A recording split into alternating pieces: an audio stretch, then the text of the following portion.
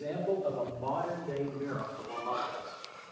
Prayer and God's healing power came together to bring about an amazing recovery from a horrific accident. I think we could say that. This car that she's going to talk about was going between 50 and 60 miles an hour when it hit her. My name is Rebecca Willis.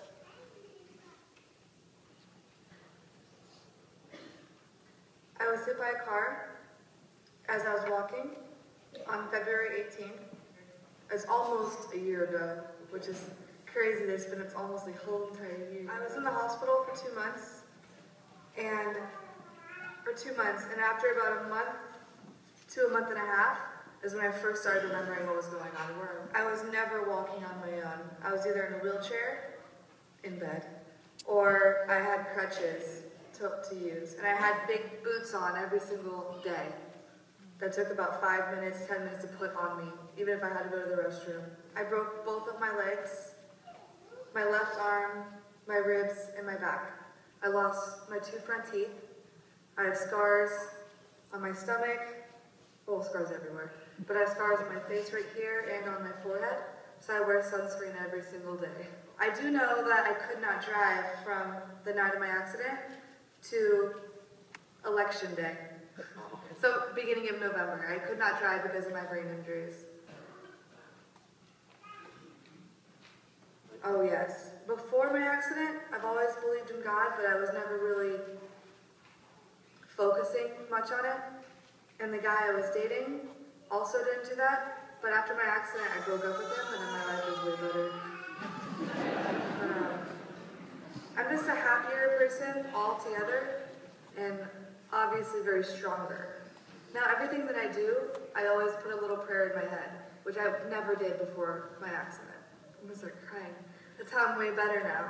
Because the doctors helped, yeah, the doctors helped a lot, but the prayers that I got from all over the world. From Uganda, I had tribes praying for me. And everybody at St. Paul's prayed for me every Sunday, well, not every Sunday, but Sunday as well. They would always just pray for me, but it did a lot of work for everything I've been through. I thank every single person for the support and prayers that I got from them. And if anything terrible ever happened to that person, just stay strong with your head up and pray and feel the prayers from all around you as well. The prayers do a lot. This was a bulletin from today, and I started crying in church. I talked to my sister. This is what is true. What a difference a day makes. That day, February 18th, changed my life, but for the better. Yeah, I went through a lot of surgeries and broken bones, but I'm not the same person as I was before my accident. And I think that's really important. What a difference a day makes. Because it's a difference for myself. Well, that's a pretty powerful story, and there's a lot more to it. When I first saw Rebecca there in the critical care unit, I thought, oh, I don't know if she's going to get through this, but all the prayers, all the support, God's power, she's with us.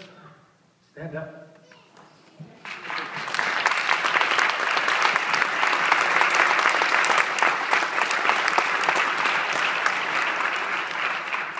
And what's interesting is stories like this pop up from time to time. We've got Tori, who was with us in Africa.